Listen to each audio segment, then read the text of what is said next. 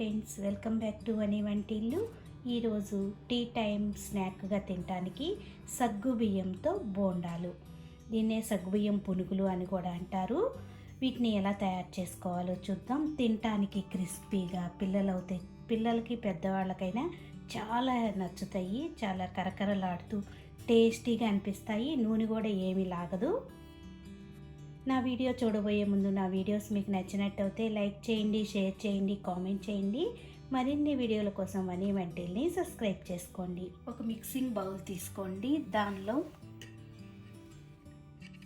1 cup పెరుగు తీసుకుని పెరుగు వేసుకోవాలి. ఏ కప్పుతో అయితే పెరుగు తీసుకుంటారో అదే కప్పుతో 3/4 కప్పు సగ్గుబియ్యం వేసుకోండి. దీనిలో 1/2 కప్పు వాటర్ వేసి మొత్తం ఒకసారి కలుపుకొని మూత పెట్టి ఒక అరగంట నాననివ్వాలి. ఈ సగ్గుబియ్యం అనేది ఎంత నానితే మనకి ఈ స్నాక్ అంత రుచిగా అనిపిస్తుంది. కరకరలాడుతూ మూత పెట్టి ఒక అరగంట పక్కన పెట్టుకోండి. అరగంట తర్వాత సగ్గుబియ్యం నానిపోయినాయి. దీనిలో ఇప్పుడు 1 కప్పు బియ్యం పిండి వేసుకోవాలి. ఏ బియ్యం పిండి అయినా వాడుకోవచ్చు. దీనిలో 1/2 టీ స్పూన్ జీలకర్ర, 1/2 ఇంచ్ అల్లాన్ని ఇలా సన్నగా ముక్కలు కోసి వేసుకోండి. ఒక చిన్న ఉల్లిపాయని ముక్కలు కోసి వేసుకుందాం. మీరు తినే కారాన్ని బట్టి పచ్చిమిరపకాయ ముక్కలు వేసుకోవాలి. కొద్దిగా కొత్తిమీర, రుచికి తగినంత ఉప్పు. వాటర్ అనేది ఏమీ వేయకుండా గట్టిగా ముద్దలాగా కలుపుకోవాలి.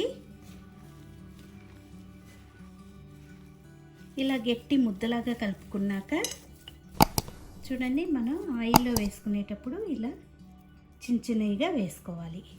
అది చేసుకుని బాండీ పెట్టుకుని డీప్ ఫ్రై కావాల్సినంత ఆయిల్ పెట్టుకోండి. ఆయిల్ బాగా వేడయ్యాక ఫ్లేమ్ని మీడియం ఫ్లేమ్లో పెట్టుకుని ఇప్పుడు వీటిని చిన్న బోండాల్లాగా వేసుకోవాలి.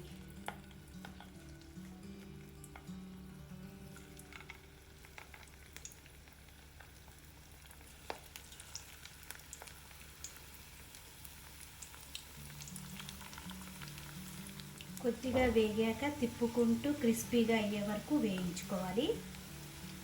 ఇలా ఎర్రగా వేగిపోయాక గరిటలోకి తీసుకుందాం.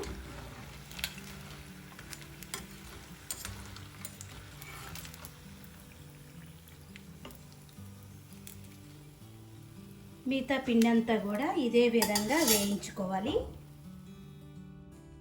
ఇలా ఈవినింగ్ స్నాక్ లాగా మీరు తయారు చేసి ఇవ్వండి. ఇంట్లో అందరికీ కూడా నచ్చుతాయి. ఏ చట్నీ కూడా అవసరం లేదు, డైరెక్ట్గా తినేసిన చాలా టేస్టీగా ఉంటాయి. తినేటప్పుడు కరకరలాడుతూ ప్లేట్ మీద ప్లేట్ లాగించేస్తారు, అంత టేస్టీగా అనిపిస్తాయి. మీకు నచ్చితే ఒకసారి ఇలా ట్రై చేసి చూడండి. Thank you for watching.